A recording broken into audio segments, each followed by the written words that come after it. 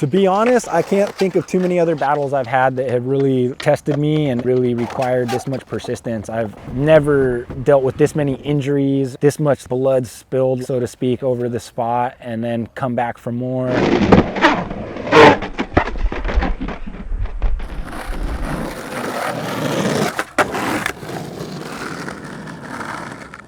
It was kind of, honestly, one of those spots that's been on my mind forever. I've seen it in a couple of different things now. The most memorable being Ben Raymer's board sliding the whole ledge, and then Marius doing the switch crooked grind, bombing at switch, getting crazy speed wobbles and just going into survival mode, but making it.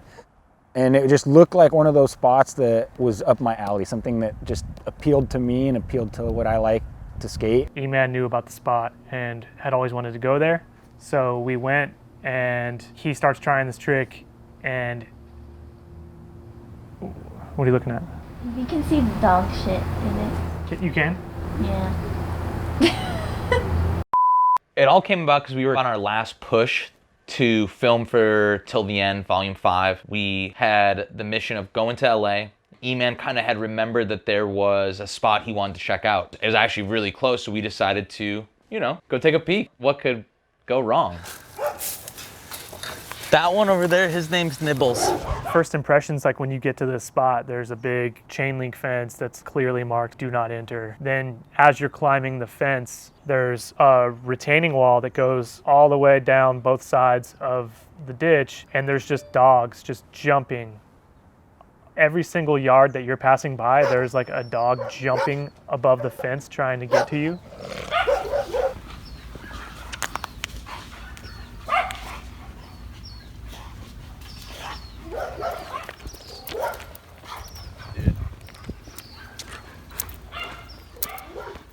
Dude, so many dogs. It's kind of sketch. We got up really early the morning of, I think we probably woke up around like 6 or something. We ended up getting to the spot, and it was pretty crazy. It was still during all the fires, so it was like very eerie and, you know, just weird energy. San Bernardino in a ditch, day Dan, before the sun gets too hot out here. Legacy of heat stroke. There she is. And the first thing we see, we just see this big object like crawling on the wall, kind of next to the, where you come down the ditch. Someone looks and they go, tarantula. No way. Probably almost the size of my hand. So that was another thing to add to the moment, was just fires just over the horizon, giant tarantulas. I was pretty tired. It was the tail end of like a week-long trip in 111-degree weather in LA, breathing terrible air. Here she is, bro. We were driving back to Santa Cruz from there, which was already like a 7-8 hour drive. So even though that's never really like ideal, I was still down.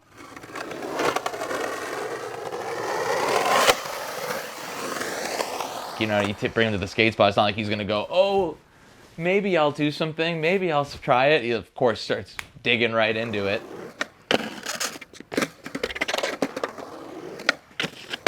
Around 8 o'clock, maybe just after 8, I was starting to jump on the thing, like going for a tail slide. I'm like, let's feel it out. Let's get into some tail slides. That's a pretty safe thing to start getting into. We'll get one of these out of the way and then take it from there.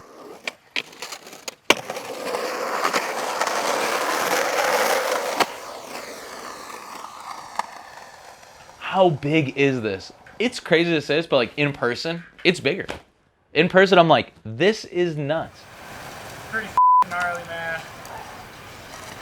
I don't know if going backwards down this is a wise idea right now. You got a little wobble on that when On you a were just regular riding ride regular. away.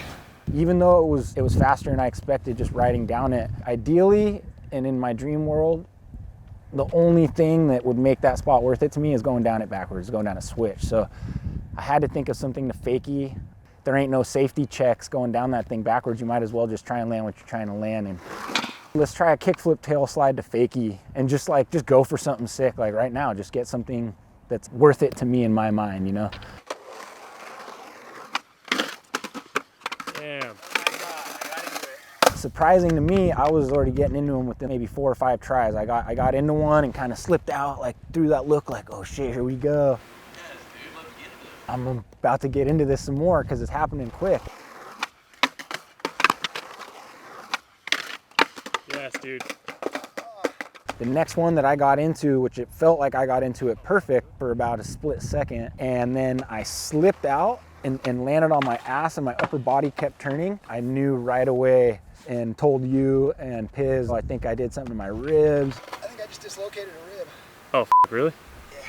Felt just like two chopsticks coming apart like fuck. I laid down, and for the first time in a long time, I couldn't get up. The pain, like I was stuck on the ground, you know? I haven't been stuck from a fall in a long time. I'm usually able to like crawl out of it or hobble to my knees or something. That was so weird, man.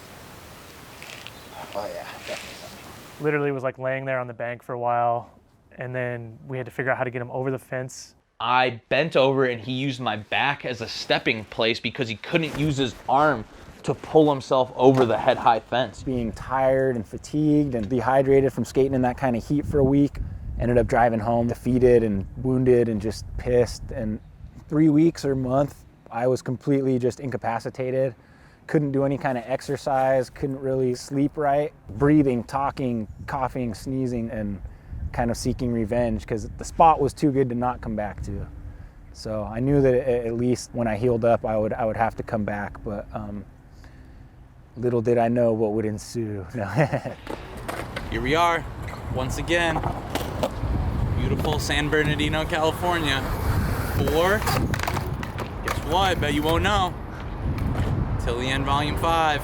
We stayed at this really cool Airbnb that was kind of in the middle of the woods because San Bernardino proper didn't have any Airbnbs. So we were kind of like in this little mountain town, and there was this little lake, and we went super early, like 7 in the morning. All right, we're all kind of like, yeah, I'll jump in if you jump in. And we get there, and there's like these signs that say don't swim because of the algae in the lake. I think you gotta do it. Dude, we're right here. We're getting in the water. See how it goes for you guys first. You know what it is that they just don't want you to get too powerful by recharging the powers in the water.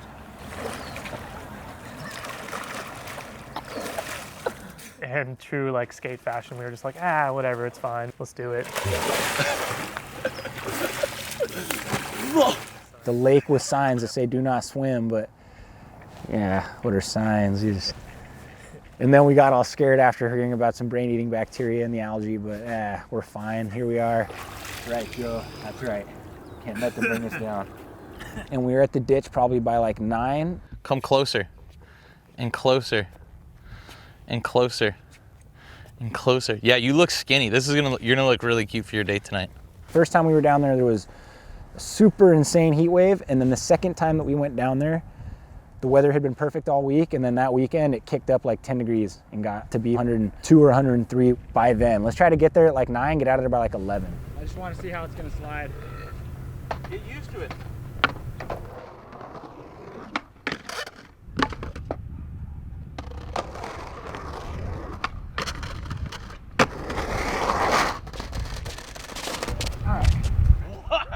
Yes! E-Man! Again, it starts to kind of happen quick. Like, all right, man, I'm juiced right now. Too much thought and energy and adrenaline has just been put into this moment to not just like start trying it right away. Wow, E-Man! Hop on the next one, you got it.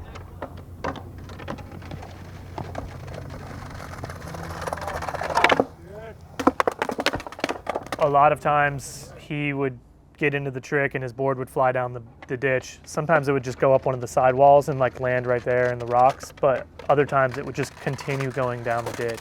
And so either him or someone else that was there would have to like go chase his board, bring it back up to him, or he would have to go chase it. And then that would take like 5 minutes in and of itself just for him to get his board back and get back up to the starting point.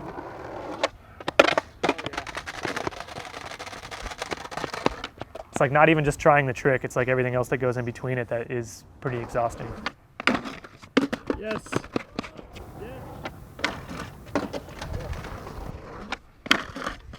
Yes.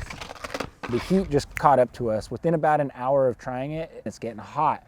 We gotta hurry up, Joe, you're out there exposed, everybody's out there, there's no shade. The heat's starting to kick in.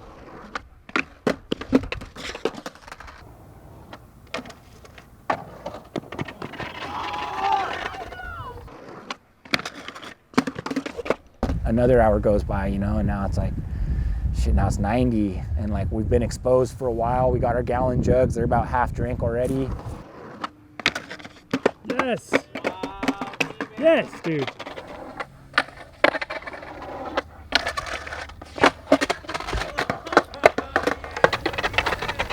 Oh, dude, it's so hot. Another hour goes by. Now it's like 11 o'clock, and now high noon is approaching, and it's gonna be 100 degrees. Getting to that spot in time where you're just suffering, like you're getting close and you want it, and your body's fatigued and you're just desperate, and you're doing everything you can, but it's not happening, and you're like fighting time and you're fighting the elements. I think a couple of good times of eating shit happened.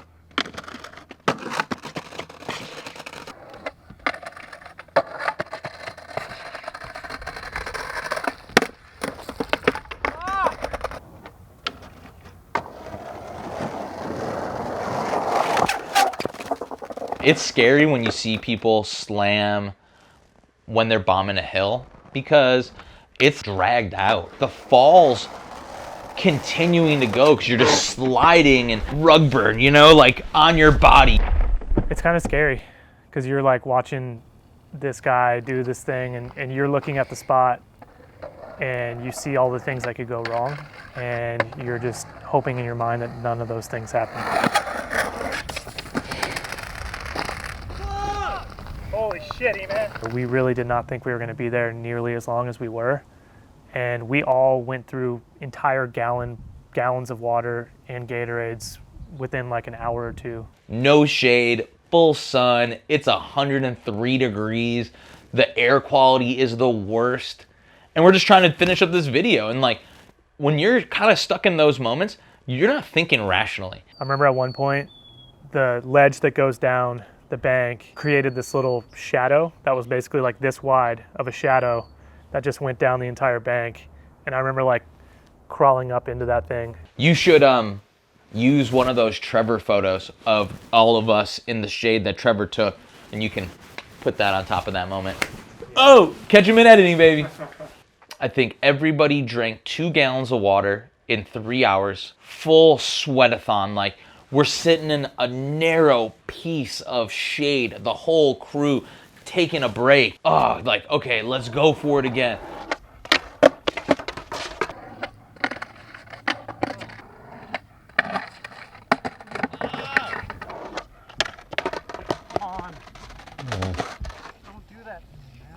We're there and we're in the middle of the session, and it's kind of one of these things where you're hoping that they get the trick right then, but it's this faint moment of persevering, passing out, and giving up, where you're like, all of these moments are happening simultaneously, and you're like, okay, should I go get water? Should I go get more? You guys trying to battle more? And you're like, and you just have to eventually just set a timer. You're like, in 10 minutes, if you guys don't stop skating, I'm going.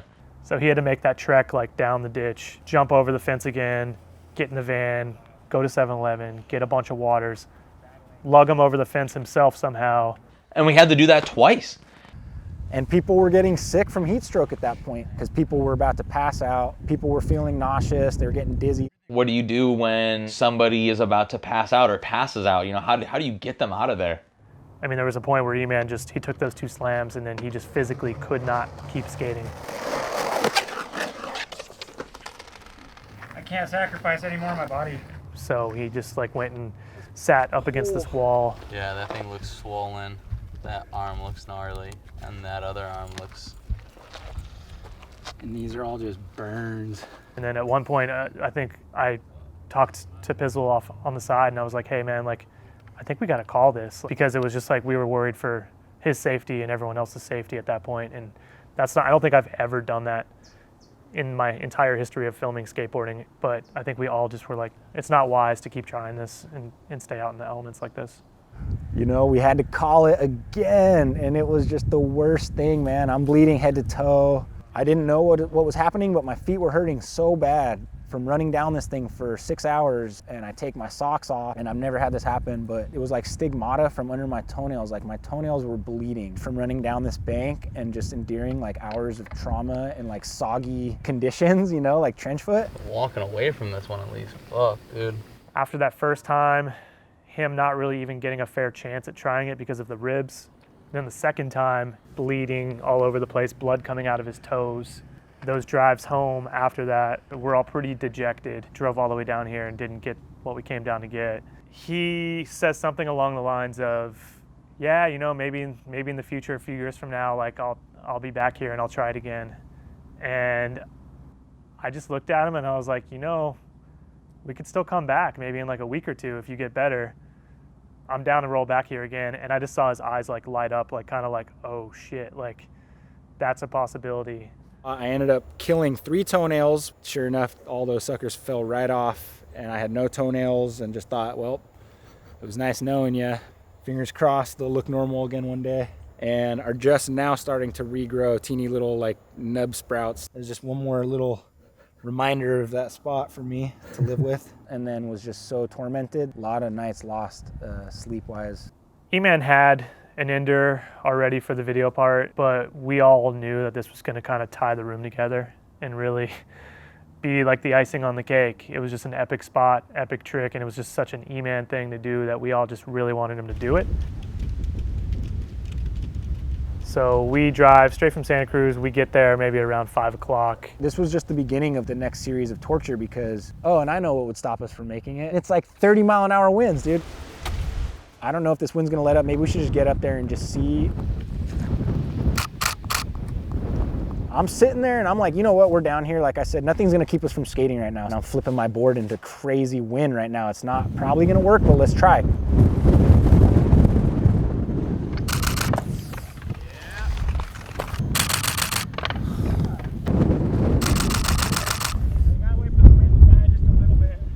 We skated for like an hour. The wind only picks up. I'm losing my mind. We go there, we kind of deal with it for the first little bit, and we realize quickly, flip your board, that's impossible. This is not gonna happen, that today is not the day.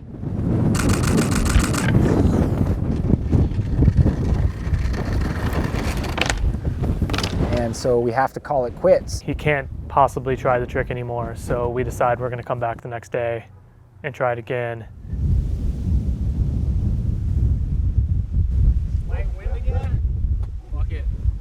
You know, we try to skate it the first night, way too windy. Go back the next day, even windier. I've never seen anyone try to skate in wind like that before. It was almost like a hurricane or something. Just impossible. I think it's worse today than it was yesterday? Yeah, there's like rocks whipping around up there. He was literally leaning back on the wind and it was holding his body weight up. It's probably like 25, 30 mile an hour winds, which isn't ideal for flipping your skateboard. Honestly, at this point, I feel like we should make the call and just like stay another night. I think we should get Joe over here to make sure he's available to do that and just kind of just powwow, and then I can message this. Okay, all right. And now we're like screwed. Now we're like, we just drove down here for these 2 days. We don't have an Airbnb tonight. We were supposed to be driving home tonight with this trip. We're like, what the fuck, dude? The saga of just every hurdle that you could imagine. You're like, air quality, check, that was bad. The heat, yep, went there, did that one. There's another variable, and the variable's now wind. So we stay another night. We get another Airbnb. Tried to get some sleep. One more night of lost sleep because we're not coming back again. This is for real. Round 5, back in the ditch. Today it is probably the best weather we've had. There is no wind. It's good, today's the day. We're gonna get it.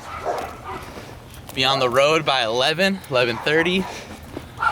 Shout out Erica, gonna go to dinner, making it today. Sorry I missed dinner last night. It's finally perfect. It's not hot, it's perfect conditions, it's not windy. And we're just all like, yeah, this is it. This has to be it. It's fucking time, E-Man. I'm going crazy in my head at this point. You know, I've got days of my life invested in this ditch spot in San Bernardino. I'm losing my shit. I'm like, I have to do this, man. I have to, for my own sanity, for my own peace of mind, for this video, for everybody here. It was full on like now or never.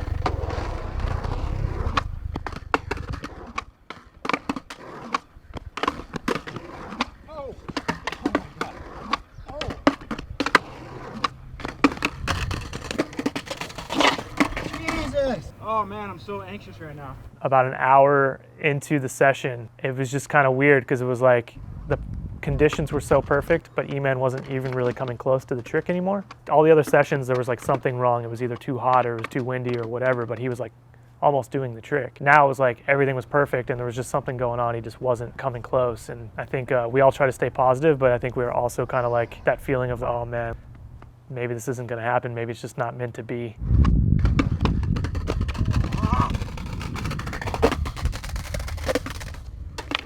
And then he ends up taking like a kind of a gnarly slam.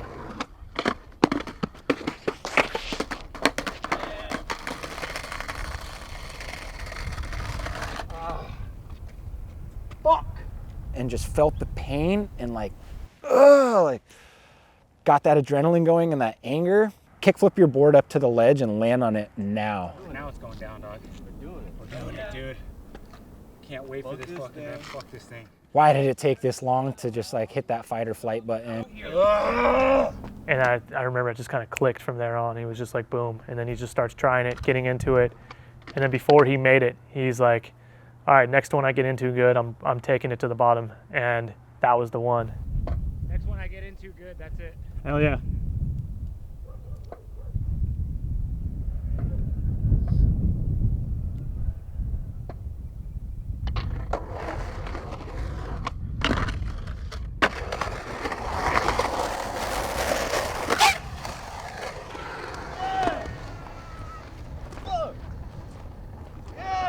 I just wanted to ride away and take it to the very bottom of the ditch and like wave everybody down like, we could go, you know? It was just one of those great feelings. Fuck yes, dude. Love you, G, thank you. It was the icing on the cake, you know, the cherry on top of this project that everybody tried so hard for.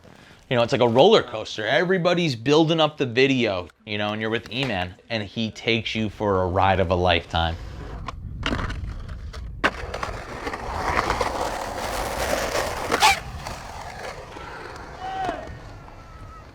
I feel like a weight is lifted off of my shoulders. I can go to sleep tonight without thinking about this spot. I'll just be thinking about like, shit, what do I got to get my niece for her birthday tomorrow now? That's a good feeling, dude. It sucked that the thing was 7 hours away, but then I could actually come home like to my family, and my kid was stoked because he had seen the other falls and kept, you know, wondering like, but how come you fell? How come you fell? Like, ah, man, it's just, it happens, you know? But then when I came back and he goes, you made it, you made it. It's one of those things, you know, in the moment you say like, man, I don't ever want to have to work this hard for another trick ever again. But if it comes down to it and there's something I want bad enough, you better believe you're gonna get that text because I want to film another part already, so. 2020 could have sucked so much more if we didn't have these moments and we didn't have these things to reflect on and be stoked on, that we turned this shitty year and these difficult moments around and we made them into positives and we made them stuff that we could look back on and be proud of, like collectively. Really just beautiful. I mean, I can't wait till the next time we get to do that again. That's a wrap. Till the End, Volume 5.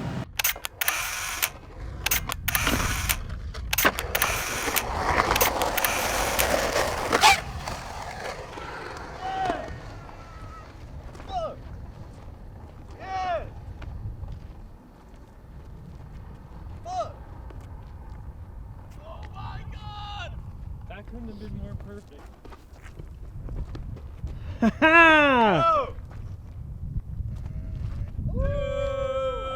Thanks for checking out this video. Click subscribe to see all the squad. Subscribe. Make sure to hit the subscribe button and don't forget to turn on notifications so you don't miss out on the latest videos. Be a part of this. Subscribe to the Santa Cruz YouTube channel.